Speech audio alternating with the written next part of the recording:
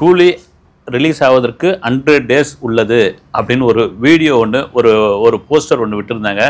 அது ஏதோ நேற்று விட்டா மாதிரி இருந்தது. பார்த்தீங்கன்னா இன்னொரு 19 நாள் தான் இருக்குது கூலி ரிலீஸுக்கு. ஆகஸ்ட் 14 ஒரு அதிரிபுதிரியான ஒரு அமர்க்கலம் ஒன்று இருக்குது. அதுக்கு காரணம் என்னென்னா ஒன்லி ஒன் ரஜினிகாந்த் அப்படின்னு தான். இதெல்லாம் மீறி ஆடியோ லான்ச், அதுதான் ஆடியோ லான்ச் எப்போங்க அப்படின்னு அஃபிஷியலாக ஆடியோ லான்ச் எப்போன்னு வந்து அறிவிக்கலனாலும் வந்து ஆகஸ்ட் 2 நேற்று சன் பிக்சர்ஸ் வந்து ஒரு சின்ன ஒரு வீடியோ ஒன்று விட்டுருந்தாங்க. ஆடியோ லான்ச் அப்படின்னு சொல்லி அதில் வந்து 2 மார்க் அடித்து திரும்ப பார்த்தீங்கன்னா அதை விட ஒரு பிரம்மாண்டமான விழா அப்படின்னு சொல்லியிருந்தாங்க. அதுதான் இது. வெறும் ஆடியோ லான்ச் கிடையாது, அதை விட ஒரு பிரம்மாண்டமான விழான்னு நாம் தான் முதல்ல சொன்னோம். அது எப்படியாப்பட்ட விழான்னா கோல்டன் ஜூப்ளி. ரஜினிகாந்த் திரைக்கு வந்து பொன்னாண்டு விழா 50 வருடம் அதை கொண்டாடுற விதமாக வெறும் ஆடியோ லான்ச் கிடையாது, இது அவருடைய 50 வருஷத்தை செலிப்ரேட் பண்ணக்கூடிய ஒரு பிரம்மாண்டமான ஃபங்க்ஷன் சொல்லியிருந்தோம்.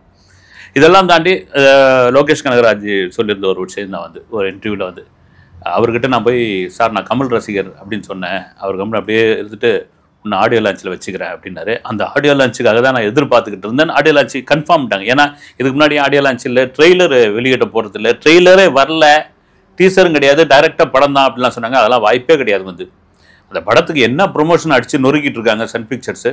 எங்கள் ஒரு பாட்டை ரிலீஸை வந்து ஹைதராபாத்தில் ஃபங்க்ஷனாக வச்சு கொண்டாடி இருக்காங்க.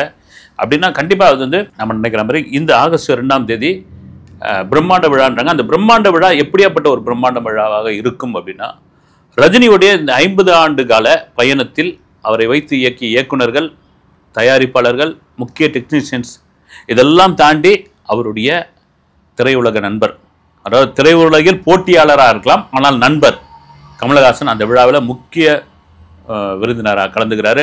அவர் ஒரு நீண்ட நெடிய ஸ்பீச் ஒன்று கொடுக்க போகிறார். அதுவும் வந்து ராஜ்யசபா எம்பியாக மாறிட்டார். இப்போ எம்பிஐ பதவியெல்லாம் எடுத்துக்கிட்டு பேசிட்டுலாம் வந்திருக்காரு. வந்து அந்த விழா ரொம்ப முக்கியமான விழா. அவருடைய என்ன ஸ்பீச் இருக்கும் போது ஒரு உருக்கமான ஒரு ஸ்பீச்சாக 2 பேருக்கும் இருக்கும். வந்து ஏன்னா ஆரம்ப கட்ட காலத்தில் எல்லாருக்குமே உண்டுங்க, சினிமாவில் இல்லாத பாலிடிக்ஸ் மாதிரி எதுலையுமே கிடையாது. வந்து சினிமாவில் இல்லாத போட்டியும் பொறாமல் எங்கேயுமே கிடையாது, அது உண்டு. இப்போ ரஜினி வளர்ந்துக்கிட்டு வராரு, கமல் வளர்ந்துக்கிட்டு சமயத்தில் 2 பேருக்குமான போட்டி அதிகமாக இருந்திருக்கும். ரஜினியை அதிகமாக டிஸ்டர்ப் பண்ணியிருப்பார் கமல், ரஜினி அதை போயிட்டு இருப்பார். அது அது எல்லாருக்குமே உண்டுங்க. நீங்கள் எல்லா ஒரு ஆஃபீஸில் போனாலும் சரி, நீங்கள் ஒரு துறையில் போனால் கூட சரி, பாலிடிக்ஸ் இல்லாமல் இருக்காது. நீ பெரியவனா நான் பெரியவனா, நீ வளர்ந்தா நான் வளர்றேன் அப்படின்னு. ஆனால் சினிமாவில் சொல்லவே தேவையில்லை. 2 பேரும் அப்போ தான் வந்துக்கிட்டு இருக்காங்க. 2 பேருமே ஒரு உச்ச நட்சத்திரத்திற்கான ஒரு லெவலில் வளர்ந்துட்டு இருக்கும்பொழுது தேவையில்லை. அதுதான் வந்து அந்த காலகட்டங்களில் ரசிகர்கள் ஒரு தேட்டர் சண்டையெல்லாம் மாறினது உண்டு. இந்த செவத்தில் போய் இடம் முடிச்சு படம் வரைவாங்கல்ல, அதுக்கெல்லாம் பெரும் போட்டியெல்லாம் நடந்தது உண்டு. அதுக்கப்புறம் வந்து ஒரு பக்குவம் ஒன்று இருக்குல்ல. இப்போ பாருங்க, இன்றைய தலைமுறை லோகேஷ் கனகராஜ் அவர் சொல்றாரு வந்து நான் ரஜினி சாருடைய இந்த படங்கள்லாம் வந்து ஒருவேளை குழந்தையா இருக்கும்போது பார்த்துருப்பேன்னு நினைக்கிறேன் அப்படின்றாரு. கமலஹாசனுடைய தீவிர ரசிகர் நான். அவருடைய இந்தந்த படங்கள்லாம் நான் 6வது படிக்கும்போது இதை பார்த்தேன், 8வது படிக்கும்போது இதை பார்த்தேன், 10வது படிக்கும்போது இந்த படத்தை பார்த்தேன், விரும்மாண்டி பார்த்தேன், இப்படியா அவர் வந்து சொல்லிட்டு இருக்கும்பொழுது இன்னைக்கு இருக்கிற அந்த 2K கிட்ஸ் அந்த நபர்கிட்ட 2 பேரும் வந்து அவங்களை ஒப்படைச்சிட்டாங்க. அதுதான் உண்மை. நீங்க விக்ரம் படத்தை அப்படியே கமலஹாசன் வந்து லோகேஷ் கிட்ட ஒப்படைச்சிட்டாரு.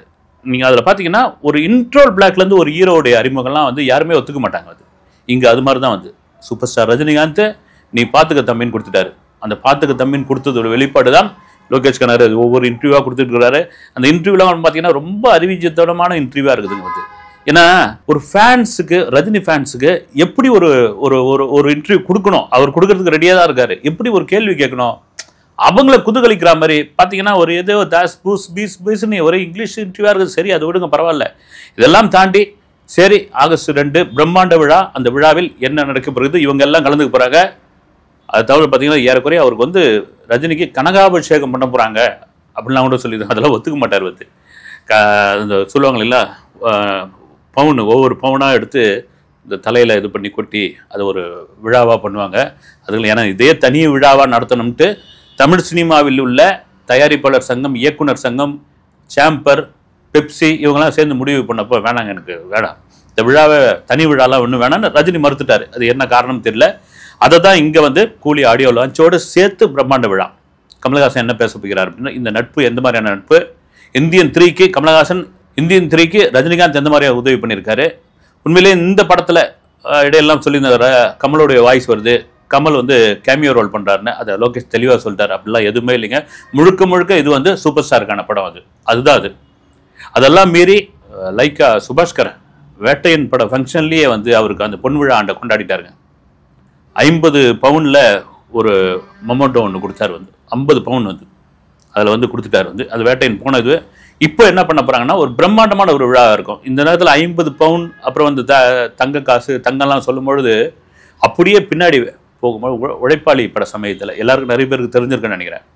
நாகிரெட்டி, அதாவது எங்கள் வீட்டு பிள்ளை, இந்த மாதிரியான படங்கள்லாம் எடுத்த மாபெரும் தயாரிப்பாளர் வந்து நாகிரெட்டி அப்படி வந்து நிற்கிறாருனாலே இண்டஸ்ட்ரி அப்படி அலரும். வந்து அவர் வந்து ரஜினி கால்ஷீட்டுக்காக ரொம்ப நாள் வெயிட் பண்ணியிருந்து உழைப்பாளி படம் கால்ஷீட் கொடுத்த உடனே பயங்கர மகிழ்ச்சி. இப்போ இந்த 50வது ஆண்டு விழா எப்படி கொண்டாடுறாங்களோ அப்படி வந்து ரெட்டியாருக்கு பயங்கர கொண்டாட்டமாகி போய் அவர் என்ன பண்ணார், பூஜை அன்னைக்கு நீங்கள் காயின் தங்க காசு இருக்கு இல்லைங்களா, அதெல்லாம் ஒரு பையில் போட்டு அப்படி பண முடிப்பாக கையில் கொடுத்தாப்புல.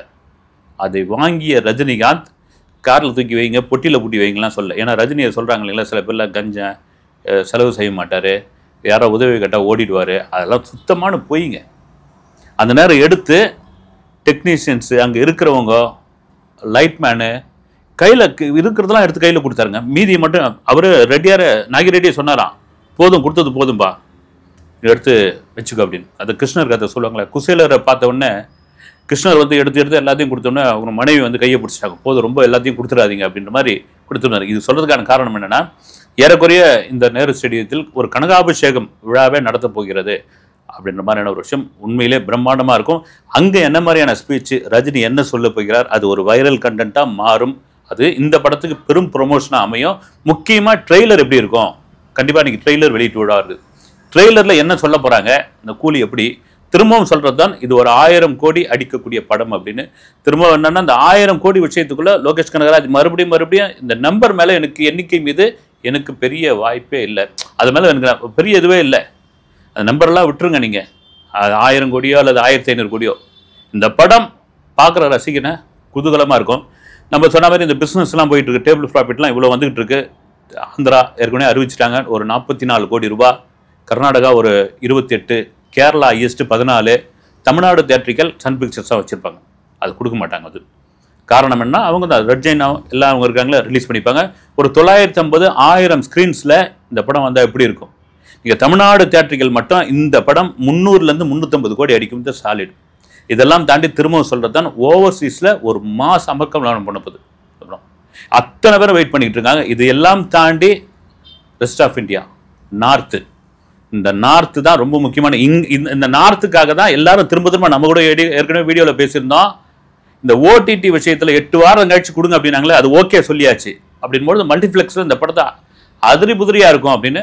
போட்டிக்கு வார் 2 வருது, வார் 2வோட ட்ரெய்லர்லாம் விட்டுட்டாங்க. அது ஒரு ஜானர் படம், அது பாட்டு போகட்டும். அது வந்து அதெல்லாம் தாண்டி அங்கே அமீர் கானை பார்க்கறதுக்கு, இங்கே நாகார்ஜுனாவை, சௌபினோட டான்ஸு கேரளாவில் பெரிய ப்ராப்ளம் ஆயிடுச்சு. மோனிகா அங்கே பார்த்தீங்கன்னா சௌபினுக்கு அடிச்சதுப்பா ஜாக்பாட்டு, எப்படி ஜெயிலரில் விநாயகனுக்கு அடிச்சது, அந்த விநாயகன் அதை சரியாக பயன்படுத்திக்கல. உண்மையிலே ஜெயிலரில் நடித்ததுக்கப்புறம் விநாயகனுக்கு அவ்வளோ வாய்ப்பு வந்திருக்குதுங்க தமிழ் சினிமாவிலே. 2 டஜன் படம் வந்திருக்குது. அந்த ஆள் ஏற்கனவே போய் ஒரே சரக்கை போட்டு அதை பண்ணி இதை பண்ணி கிறுக்குதனம் பண்ணி வைரல் ஆகி இது பண்ணதுனால யாரும் கூப்பிட்றதுக்கே பயப்படுறாங்க. இந்த படம் வந்த பிறகு சௌபின் தமிழ் சினிமாவில் மிக முக்கியமான நடிகராக மாறதுக்கு நிறைய வாய்ப்புக்கு. முக்கியமாக கர்நாடகாவில் உபேந்திரா, எப்படி ஜெயிலரில் சிவராஜ்குமார் வந்து ஒரு கொஞ்ச நேரம் வந்தாலும் அட்டகாசம் பண்ணாரோ, உபேந்திரா அதை விட. ஏன்னா உபேந்திராவை பல பேருக்கு இங்கே தெரியறதுக்கான வாய்ப்பு இல்லை. விஷால் கூட சத்தியம்னு ஒரு படத்தில் நடிச்சிருந்தாப்புல. அதை தாண்டி ஒரு 2-3 படங்கள் அந்த அளவுக்கு தெரியறதுக்கான உபேந்திரா ஒரு நல்ல டெக்னீஷியன், நல்ல நடிகர், வந்து செமையான டைரக்டர். வந்து இந்த படத்துக்கு அப்புறம் அவருடைய கேரக்டர் பெரிய அளவில் பேசப்படும். இப்போ எல்லாத்தையும் கொண்டு வந்து இந்த கூலியை ஒரு என்ன சொல்கிறது, ஒரு பேக்கேஜாக கொண்டு வந்து சேர்த்துருக்காங்க. அதெல்லாம் தாண்டி இன்றைக்கி அந்த சன் பிக்சர்ஸ் கூட ஆகஸ்ட் மாதம் அந்த ஆடியோ லான்ச்சு இல்லை அப்படின்ட்டு அடிச்சுட்டு ஒரு பிரம்மாண்டமான விழான்னு ஒரு டைட்டில் ஒன்று கொடுத்துருக்காங்க பாருங்கள். அது வந்து கோல்டு கலரில் அப்படியே மின்னுது. வந்து இது கதையே வந்து ஒரு கோல்டு, ஒரு தங்கத்தை பின்னணியாக வைத்தது தான். நீங்கள் எந்த விஷயம் எடுத்தாலும் அதில் டீகோட் பண்ணுற மாதிரி ஒரு தங்க சங்கிலி, ஒரு தங்க வாட்சு, இதெல்லாம் காமிச்சிட்டு இருக்காரு. அப்போ தங்கம் கடத்தலை எப்படி தான் வந்து லோகேஷ் எடுத்திருக்காரு அப்படின்ற விஷயம். ஏன்னா லோகேஷ் திரும்ப சொல்கிறது என்னன்னா, இது எனக்கு கிடைத்த பொன்னான வாய்ப்பு, சூப்பர் ஸ்டார் எனக்கு கொடுத்த ஒரு பெரும் வாழ்வு, இதை நான் மிஸ் பண்ணிட்டேன்னா அப்புறமா வாய்ப்பே இல்லை. அது மிஸ் பண்ண மாட்டார். ஏன்னா அந்த அளவுக்கு எல்லாரும் படத்தை புகழ்ந்து தள்ளிட்டாங்க. ஓவர்சீஸில் இந்த படம் வந்து அடித்து தூள் கலப்பு போதில் மாற்று கருத்து கிடையாது. நம்ம சொன்ன மாதிரி தான் வந்து ஆப்பிரிக்கா, சவுத் ஏஷியா, அப்புறம் வந்து சவுத் அமெரிக்கா, கரீபியன், இங்கே எல்லாம் படத்தை வந்து ரிலீஸ் பண்ணாங்க. ஆவட்டம் பார்த்துக்கலாம் அப்படின்னு. ஒரே ஒரு ஷோ கூட ஓட்டிடுங்க, நீங்கள் எடுத்து ஒரு ஷோவோடு ஓட்டிடுங்க அப்படின்ற அளவுக்கு ஒட்டுமொத்த உலக தமிழர்கள் எங்கெங்கெல்லாம் மூல முடுக்கில் இருக்காங்களோ அவங்க எல்லாம் வந்து கூலியை பார்த்துருவாங்க அப்படின்ற அளவு கொண்டு வராங்க. இதெல்லாம் தாண்டி வெளிநாடுகளில் இந்த ப்ரீ புக்கிங் இருக்கு இல்லையா, அது அடித்து நொறுக்கிக்கிட்டு இருக்கு. கிட்டத்தட்ட $35 $40 ஒரு டிக்கெட் வந்து அமெரிக்காவில் சோல்ட் அவுட்டு. அங்கே அவ்வளோ கூட்டம் வந்து. ஏன்னா பொதுவாக அமெரிக்காவில் வந்து தெலுங்கு படத்துக்கு தான் ஒரு பெரிய மாஸ் இருக்கும். அங்கே தெலுங்கு ஆடியன்ஸ், தெலுங்கு பீப்புள் அதிகம். அதுக்கடுத்து தமிழ். அந்த தெலுங்கு பீப்புளே பார்க்க வராங்க அப்படின்னு காரணம் ஒன்று ரஜினி, இன்னொன்று நாகார்ஜுனா. அப்படி வந்து கூலி மேலே பெரிய எதிர்பார்ப்பு. அந்த ஆகஸ்ட் 2 நேரு இண்டோர் ஸ்டேடியம் 6000 பேர் தான் கெப்பாசிட்டி. எப்பவுமே அந்த நேரு இண்டோர் ஸ்டேடியத்துக்கு கொடுக்கும்போது போலீஸ் அந்த இதில் கேட்குறது என்னென்னா 6000 பேர் தான் கெப்பாசிட்டி, எவ்வளோ நீங்கள் வந்து பாஸ் அடித்து வச்சுருக்கீங்கன்னு. இதில் பாஸ் 6000 அடிச்சிருந்தா கூட எவ்வளோ பேர் வந்து ஸ்டேடியத்துக்கு வெளியே அந்த பெரியமேடு ரோடு, ரிப்பன் பில்டிங்கு, இங்கெல்லாம் எவ்வளோ பேர் கூட போகிறாங்கன்னு தெரியல வந்து. இதெல்லாம் தாண்டி ரஜினியோட ஸ்பீச் எந்த மாதிரியான ஸ்பீச்சாக இருக்கும் அப்படின்னு தான். ஏன்னா கண்டிப்பாக அது ஒரு வைரல் கண்டென்ட்டாக இருக்கும்னு தான் மாற்று கருத்து கிடையாது. அதெல்லாம் மீறி லோகேஷ் கனகராஜ் ஒரு டைரக்டர் மேலே உள்ள ஒரு கல்லூரி விழாவுக்கு போயிருக்காரு. ஒரே சத்தம் லோகேஷ் கனகராஜ் பார்த்து அங்கேருந்து ஒரு தம்பி கேட்குறாப்புல, அண்ணா நான் உங்ககிட்ட ஒரே ஒரு ஃபோட்டோ எடுத்துக்கிறேன். ஒரு ஆள் சரி பாப்பா நீ அப்படின்னு கூப்பிட்டா அந்த தம்பி பின்னாடி வந்து ஒரு 20 பேர் வராங்க. அப்புறம் பவுன்சர்ஸ்லாம் தள்ளி விட்டு ஒரு ஆளை மட்டும் ஏற்றி விட்றாங்க. மற்றதெல்லாம் கத்துறாங்க வந்து. சஞ்சய் தத்து ஒரு பேட்டி கொடுக்குறாரு வந்து, என் கேரக்டர் வந்து ஸ்ட்ராங்காக பண்ண வேண்டியது, லியோவில் என்னை ஏமாத்திட்டாருன்னு சும்மா தமாஷா சொல்கிறாரு. அது ஒரு பெரிய இதுவாக மாறுது. ஏன்னா லியோவில் சஞ்சய் தத்துக்கு அவ்வளோ பெரிய சம்பளம் கொடுத்து வச்சுருந்தாங்க. பெரிய சம்பளம் கொடுத்துருந்தாங்க. உள்ளுக்குள்ளே ஒரு மனசுக்குள்ளே ஒரு அர்த்தம் இருக்கும். ஆனால் லோகேஷ் திரும்ப சொல்கிற ஒரு விஷயம்னா, லியோ செகண்ட் ஹாஃபுக்கு அந்த மாதிரி ஆனதுக்கு காரணம் ரிலீஸ் டேட்டுக்கு அப்படி ஒரு அழுத்தம் கொடுத்தாங்க. அந்த அழுத்தம் கொடுத்ததுனால ஏற்பட்ட விளைவு தான் அப்படின்னு கூலி வந்து அவர் ஒரு ஃப்ரீடம், ஒரு சுதந்திர பறவையாக இந்த படத்தில் ஒர்க் பண்ணியிருக்காரு. அதனால தான் அந்த கண்டென்ட் அவ்வளோ பிரமாதமாக வந்திருக்குன்னு. இன்னொரு 19 நாள் தான் இருக்குது. August 14 first show. எந்த ஊரில் படம் பார்க்குறதுன்னு தெரியல. சுட உங்களோட விமர்சனத்தோடு வந்து சேர்கிறேன். அடுத்த வீடியோவில் சந்திக்கலாம். நன்றி.